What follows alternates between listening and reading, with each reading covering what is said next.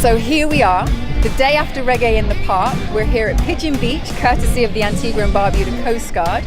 The day started with a mini regatta, which was won by Team Scallywag. Then raucous fun and games took over the beach, while some people were enjoying a little quiet time, others were enjoying a little beach club vibe. Wadadli Beer Lay Day beach party offers a little something for everyone.